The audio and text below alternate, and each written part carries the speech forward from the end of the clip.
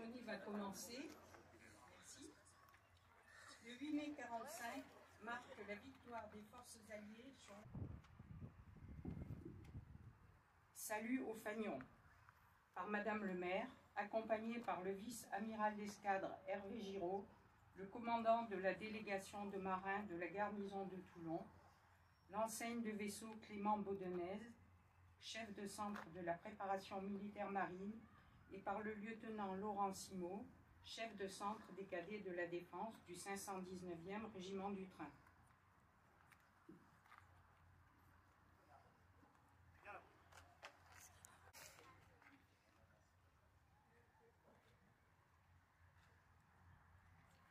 Garde à vous!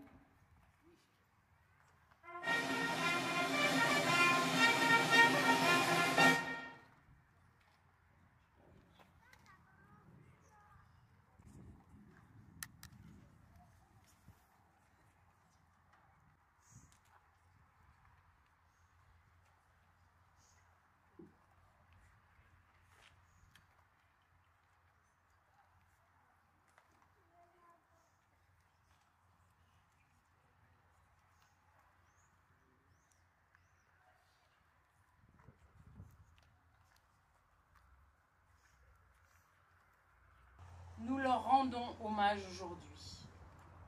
Cette histoire, c'est l'histoire de la France, l'histoire de la Seine-sur-Mer. En tant qu'héritier des fruits de sa grandeur, nous devons la respecter. À l'heure où un député est capable de déclarer publiquement qu'il ne connaît pas le maréchal Pétain, tout en se gaussant de notre histoire, il me paraît important de le dire, c'est même un devoir. L'outrage de ce député par les accords de Yalta et la construction de l'Union européenne est en réalité un bien fragile. Donald Trump...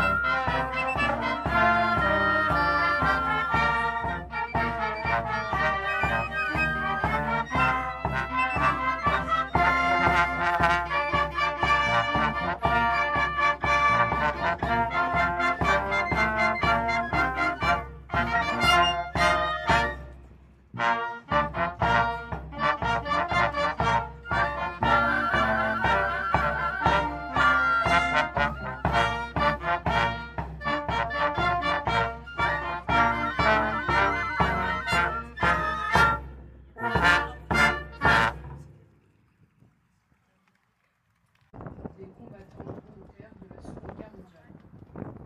Lecture du dernier acte du FNFL Éric Pioche du 8 mai 1945. Résistance intérieure et des armées françaises. De Gaulle rend ainsi hommage au courage et au sacrifice de celles et ceux qui ont rendu honneur et gloire au drapeau français. Lecture du discours du général de Gaulle. La guerre est gagnée. Voici la victoire. C'est la victoire des Nations Unies et c'est la victoire de la France. L'ennemi allemand, 80 ans jour pour jour que le peuple français est libéré de l'emprise nazie. Un moment marquant dans l'histoire de notre pays. Un moment de victoire, de lutte et de sacrifice. Ce jour incarne l'espoir retrouvé, la fin de l'horreur et le commencement de la paix pour le monde. Aujourd'hui, nous nous souvenons et rendons hommage à tous ceux qui ont combattu, souffrent jeunesse, faire ce que nous aimons, penser à nos études, à notre avenir. Ces jeunes étaient les petites mains de l'armée de l'ombre. Leur amour pour leur pays et le désir de liberté ont dépassé leur peur. Joseph Torrent, entré en résistance à l'âge de 12 ans, dira « Quand j'ai aidé mon père dans la résistance, c'était pour aider la France. Ils se sont battus. » C'est pourquoi il est de notre devoir, en tant que conseil municipal des jeunes, de toujours toujours porter cette voix et transmettre cet héritage aux prochaines générations. De leur rappeler qu'ils auront toujours un rôle à jouer pour préserver les valeurs qui ont été défendues avec tant de courage.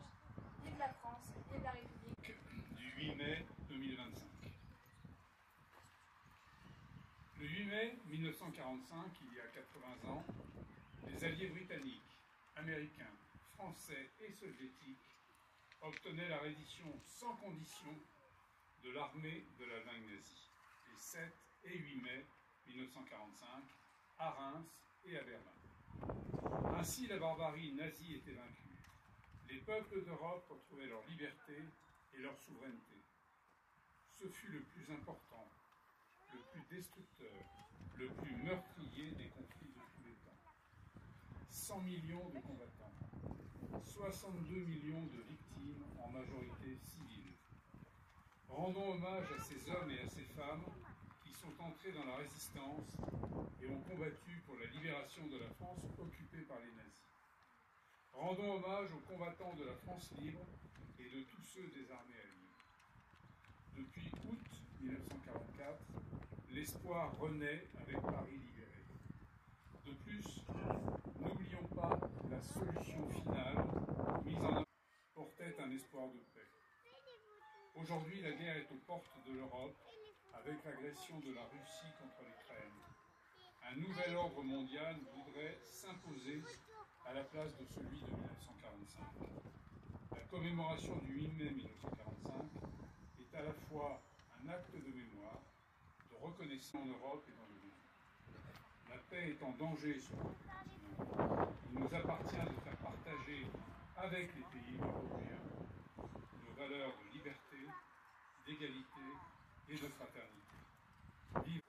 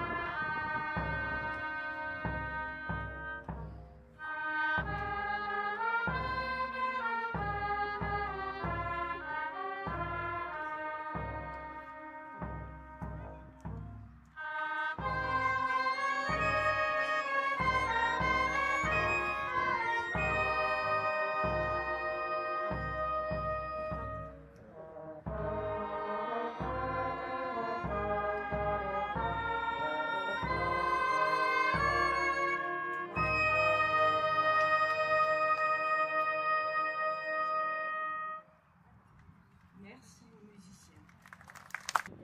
La SNEL. Monsieur Jean-Marc Chateau sera accompagné par le vice-amiral d'escadre Hervé Giraud.